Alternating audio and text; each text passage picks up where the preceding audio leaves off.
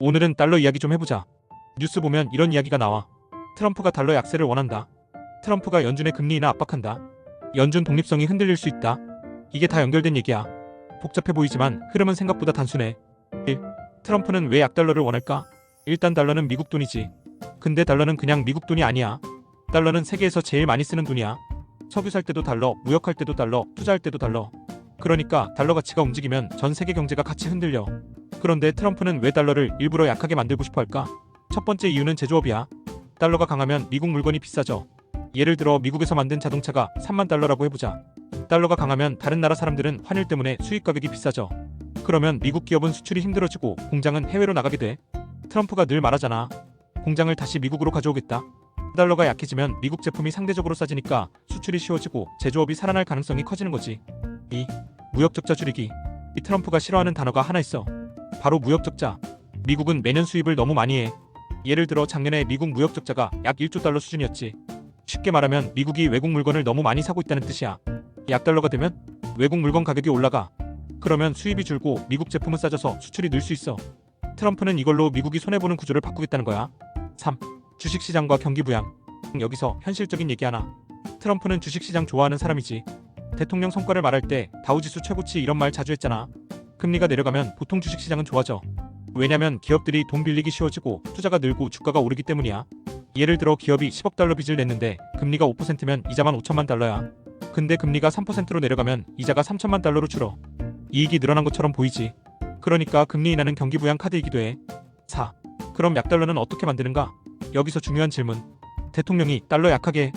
이렇게 한다고 달러가 약해지진 않아. 달러 가치는 시장이 결정해. 근데 가장 강력한 방법이 하나 있어. 바로 금리 인하야. 금리가 높으면 달러가 강해져. 왜냐면 전 세계 투자자들이 미국 금리 높네.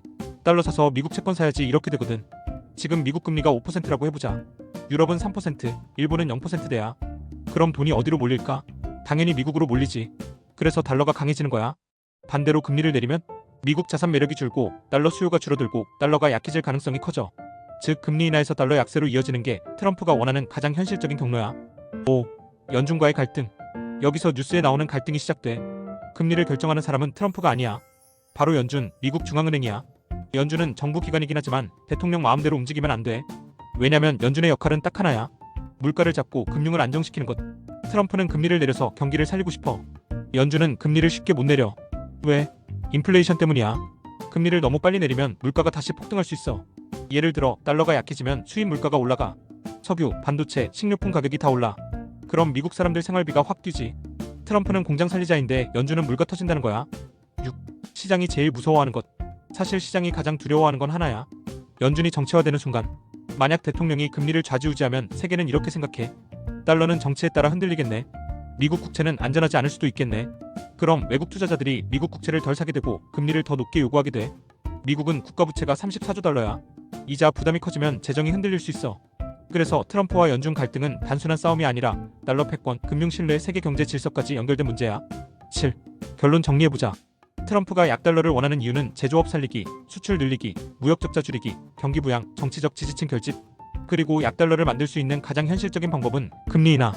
그런데 금리는 연준이 결정하고 연준은 물가와 금융 안정 때문에 쉽게 못 내린다.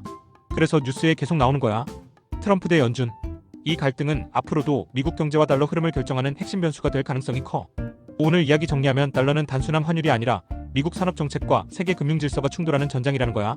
우리나라 원달러 환율 변동을 지켜보는 것도 중요하지만 미국이 어떤 정책을 취하는지에 따라 우리 경제에 큰 영향을 주는 만큼 잘 지켜볼 필요가 있어. 도움이 됐다면 구독, 좋아요도 눌러줘.